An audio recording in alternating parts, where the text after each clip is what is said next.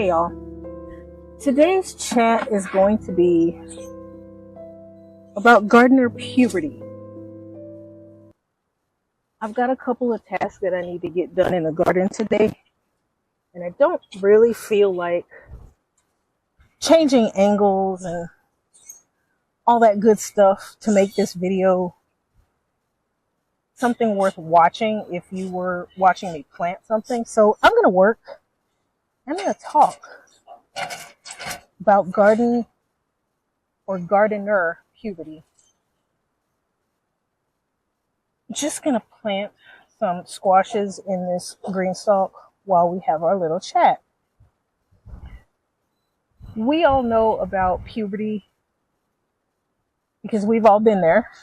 We've all been the tweens coming into teenhood and trying to figure out who we are, what our place is in the world. We know all about the mood swings. We know all about the erratic attitudes and even the defiance that comes along with puberty, pushback on authority, just because we're trying to figure out who we are. We're trying to assert our manhood or our womanhood with all of the adults who've been doing it for a long time. And I feel like a lot of people are getting into gardening. Sorry, lizard.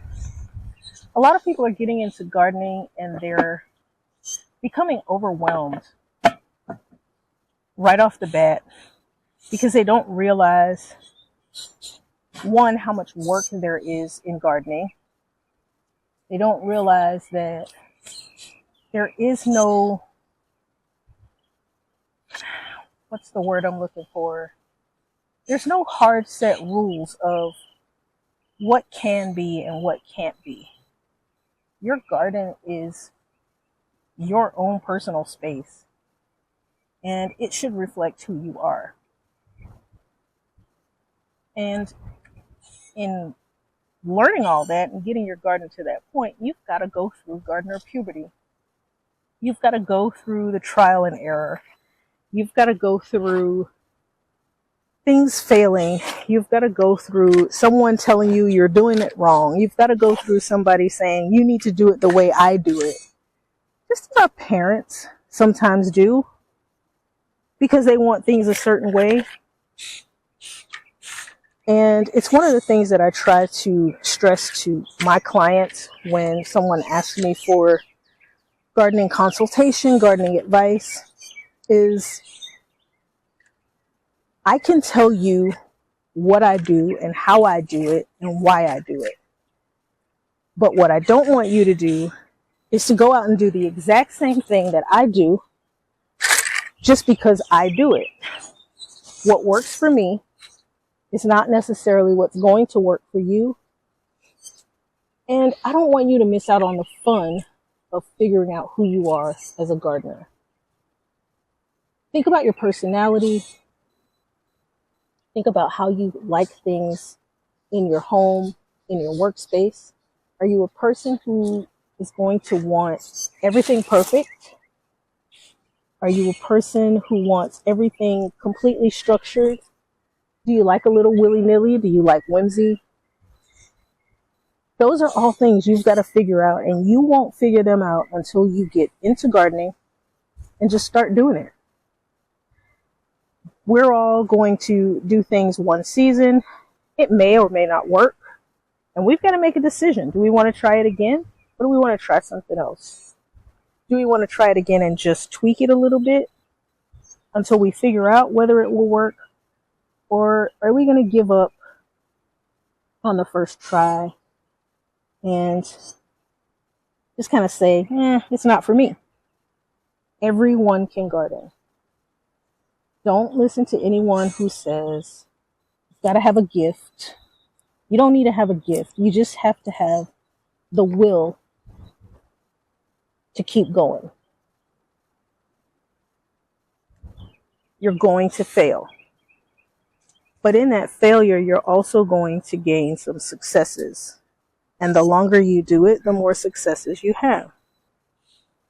I've planted this green stalk maybe 4 or 5 times from September through, I would say, late December. And it has failed over and over and over.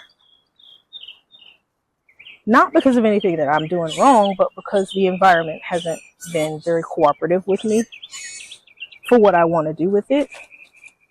But you know what? I've been gardening long enough to know that it's okay to fail. And it doesn't break me. Now, I will say things that do break me are things like the rats. And it just really depends on where I am in life when these bad things are happening, whether they're going to get to me or not.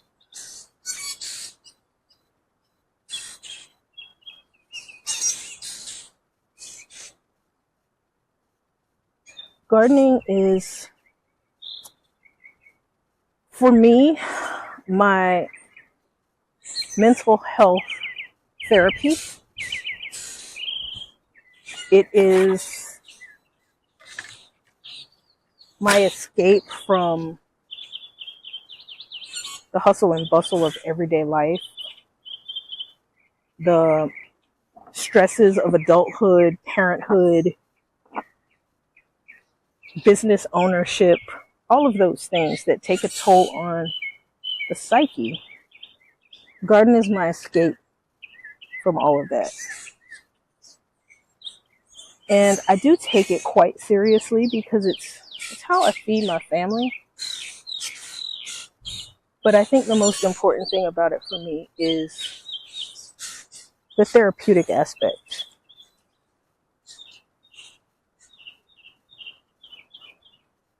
I come out and I listen to the birds. You guys can hear them, I'm sure. And I talk to the lizards. I talk to the frogs. I even talk to the bees and butterflies and all the little things. And that's calming for me. It didn't take me long to realize that gardening was therapy for me. It may not be therapy for you. That may not be your intention when you set out on your gardening journey.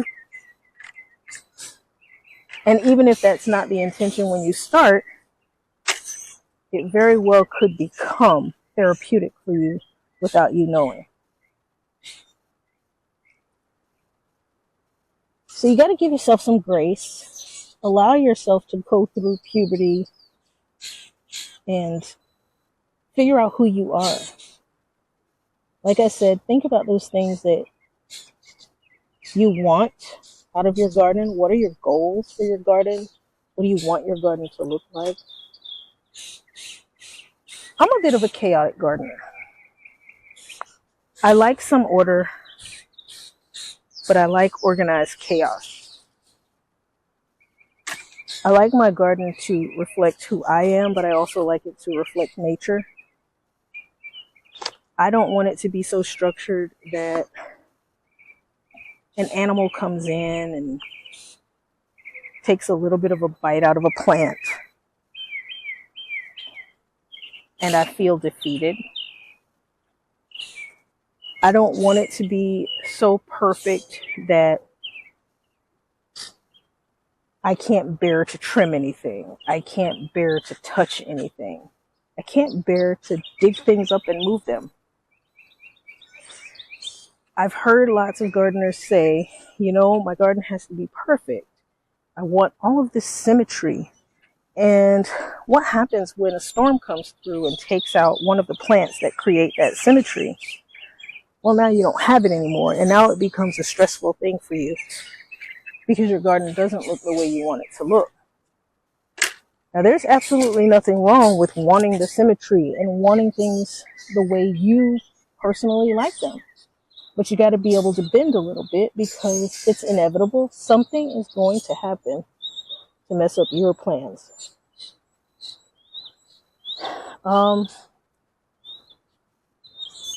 Life ain't perfect, y'all. Things don't always work out the way we want them to. And we've got to be able to deal with that.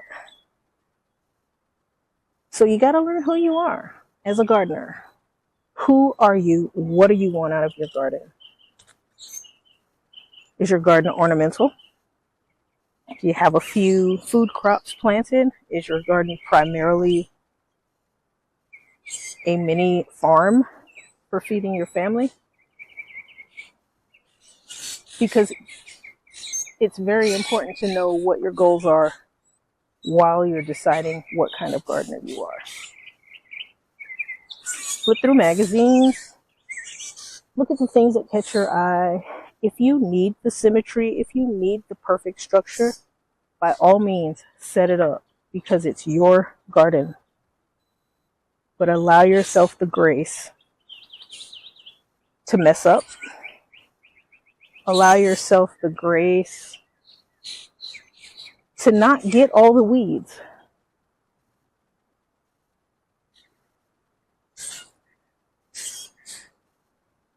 Allow yourself the opportunity to be human, to miss a day in the garden because you're not feeling well.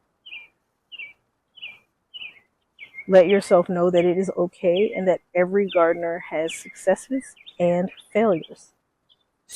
Even those gardeners who've been doing it for decades have failures. It's not the end of the world. Your gardening career is not over just because you planted 8 rows of corn and got no ears.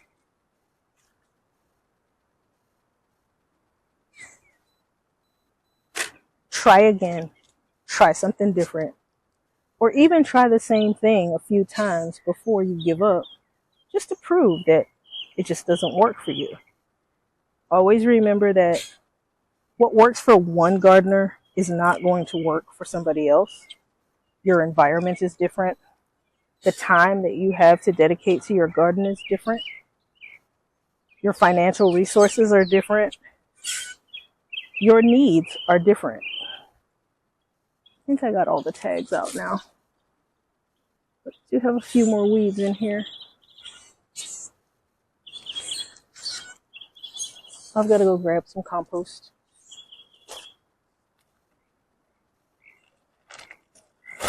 I'm not much of a gambler, but I do like taking chances in my garden. I like to try things that are said to not be possible, like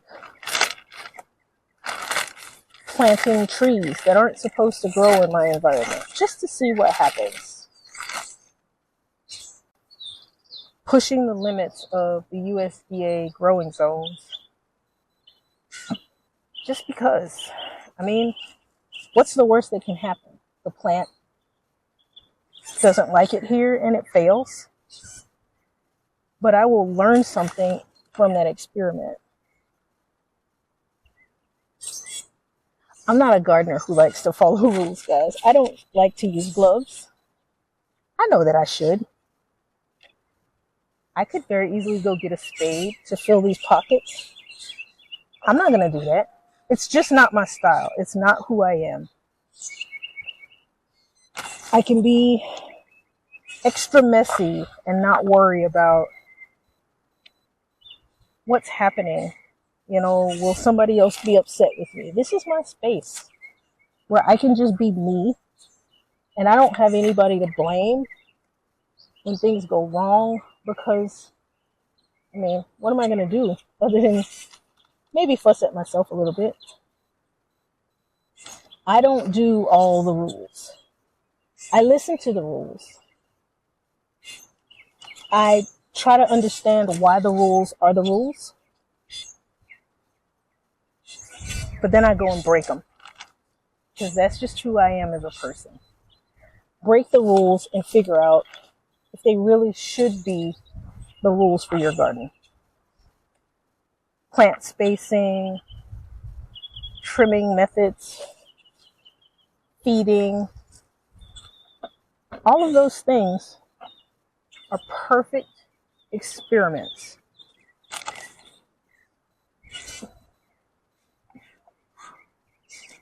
Don't miss out on them because somebody else told you, oh, you can't do that. Maybe take a different approach and say, well, you know what? I've read several times that this is the way it should be done, so I'm going to follow that. However, I'm going to do my own experiment at the same time, and I'm going to do something completely different, side by side, and I'm going to see if my way works or if I really should follow those ways that have already been proven, written in books, and called law.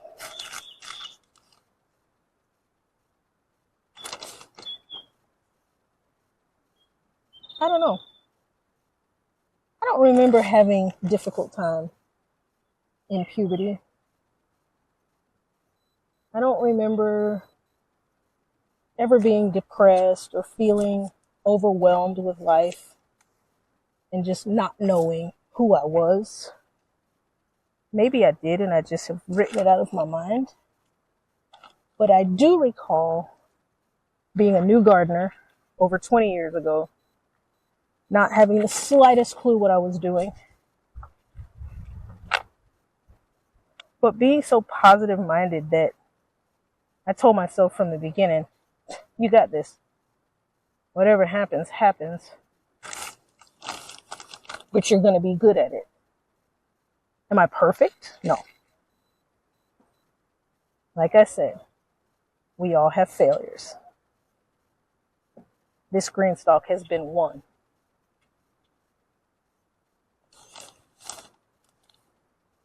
So I guess my intention is to just kind of encourage each of you who may be new gardeners and reassure some of you who may be facing some challenges that you're not used to facing in your gardening career and thinking about throwing in the towel.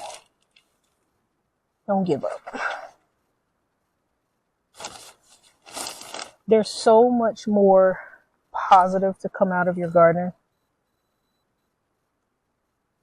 that it makes all the negative stuff worth it. You started this journey for a reason. And if you haven't started yet, you're thinking about starting this journey for a reason. Dive in. Pace yourself. But remember to give yourself grace. Just because you're human, you're going to make mistakes. But every mistake is a learning lesson. Embrace it all. You're a great gardener. You just don't know it yet. But you will soon. I'm going to get these squashes planted, guys. I thank you so much for hanging out with me today. And I will see you soon. Real soon. Bye, guys.